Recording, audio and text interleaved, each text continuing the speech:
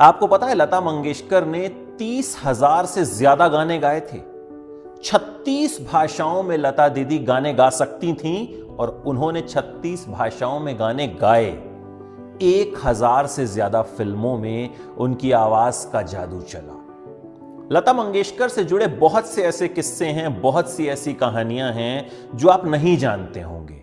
आपको पता है पहले लता मंगेशकर का नाम हेमा था, लेकिन जब लता मंगेशकर 5 साल की हुई तो उनके माता पिता ने उनका नाम हेमा से बदलकर लता कर दिया।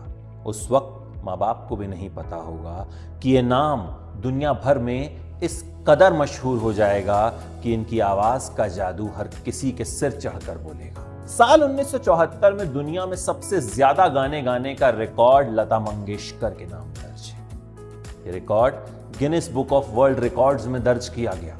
आपको पता है लता जी जब भी गाना रिकॉर्ड करने के लिए जाती थी तो स्टूडियो में जाने से पहले अपनी चप्पलें उतारती थी। वो हमेशा नंगे पांव गाने रिकॉर्ड करती थी। 1942 में उन्होंने मराठी फिल्म किती हसाल के लिए अपना पहला गाना गाया, लेकिन उनका पहला गाना फिल्म में शामिल नहीं किया गया।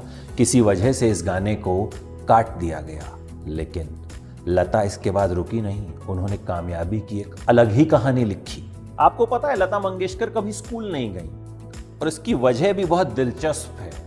स्कूल का उनका पहला दिन जब था तो वो अपनी बहन आशा को लेकर स्कूल पहुंची, लेकिन टीचर ने कहा कि आशा का नाम तो स्कूल में लिखा नहीं है, तो उन्हें आशा की भी फीस देनी होगी और तभी आशा उनके साथ स्कूल में आ सकती हैं।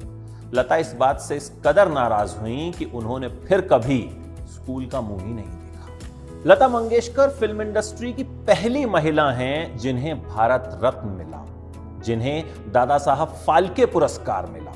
1943 में आई फिल्म किस्मत लता मंगेशकर को कहते हैं इस कदर पसंद थी कि उन्होंने इस फिल्म को 50 बार देख डाला था। लता मंगेशकर ने शादी नहीं की और इसकी वजह यह थी कि वो परिवार में सबसे बड़ी थी।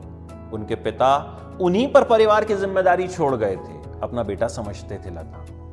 पिता के जाने के बाद 3 बहनों और एक भाई की जिम्मेदारी भी लता पर आ गई। लता मंगेशकर ने सोचा कि पहले इन्हें सेटल कर दूं, फिर शादी करूं। सबको धीरे धीरे सेटल किया गया, सबकी शादी भी हुई, लेकिन फिर उनके बच्चे हो गए। लता मंगेशकर उन्हें संभालने में लग गईं और इस तरह से अपनी शादी के लिए उन्हें कभी वक्त ही नहीं मिला। लता मंगेशकर और किशोर कुमार की मुलाकात का किस्सा भी बड़ा दिलचस्प है। 40 के दशक में जब लता मंगेशकर स्टूडियो जाया करती थी तो मुंबई लोकल से मलाड तक जाती थी और वहां से पैदल ही बॉम्बे टॉकीज जाया करती थी। रास्ते में उन्हें किशोर दा भी मिलते थे। किशोर कुमार उन्हें पहचानते नहीं थे, वो किशोर कुमार को पहचानती नहीं थी, लेकिन किशोर कुमार लता मंगेशकर की तरफ देखते रहते, अजीब अजीब हरकतें करते रहते, जिस तरह से किशोर कुमार की आदत भी थी मस्खरी करने की। उन दिनों लता मंगेशकर खेमचंद प्रकाश की एक फिल्म में गाना गा रही थी। लता मंगेशकर स्टूडियो पहुंची तो किशोर कुमार भी उनके पीछे पहुंच गए। फिर लता मंगेशकर ने खेमचंद जी से शिकायत की कि चाचा ये लड़का मेरे पीछे पड़ा रहता है। तो खेमचंद जी ने बताया कि अरे ये तो अशोक कुमार का भाई है और ये भी तुम्हारे साथ इस फिल्म में गाना गा रहा है। फिर पहली बार इन दोनों ने एक साथ गाना गाया और इनका आपस में इंट्रोडक्शन हुआ। लता मंगेशकर का मोहम्मद रफी के साथ झगड़ा भी सुर्खियों में रहा। दरअसल 60 के दशक में लता मंगेशकर ने अपने गानों के लिए रॉयल्टी लेना शुरू कर दिया। उन्होंने एक एसोसिएशन बनाई। उस एसोसिएशन में मुकेश और तलत महमूद साहब भी थे। रिकॉर्डिंग कंपनी HMV और प्रोड्यूसर्स से कहा गया कि भाई गायकों को रॉयल्टी दी जाए, लेकिन उनकी मांग मानी नहीं गई। तो इन लोगों ने क्या किया, HMV के लिए गाने रिकॉर्ड करना ही बंद कर दिया। फिर रिकॉर्डिंग कंपनी वालों ने मोहम्मद रफी से बात की, कहा भाई इन लोगों को समझाइए कि भाई ऐसा क्यों कर रहे हैं, जब पैसे मिल रहे हैं तो रॉयल्टी क्यों चाहिए। तो रफी साहब बोले मुझे तो रॉयल्टी नहीं चाहिए। अब रफी साहब ने यह कहा तो इन लोगों की मुहिम को धक्का पहुंचा जो रॉयल्टी मांग रहे थे। तो मुकेश ने लता और रफी की आपस में मुलाकात करवाई। रफी साहब को जब समझाया गया तो वो गुस्से में आ गए और लता मंगेशकर की तरफ देखकर बोले मुझे क्या समझा रहे हो, ये जो महारानी बैठी है इसी से बात करो।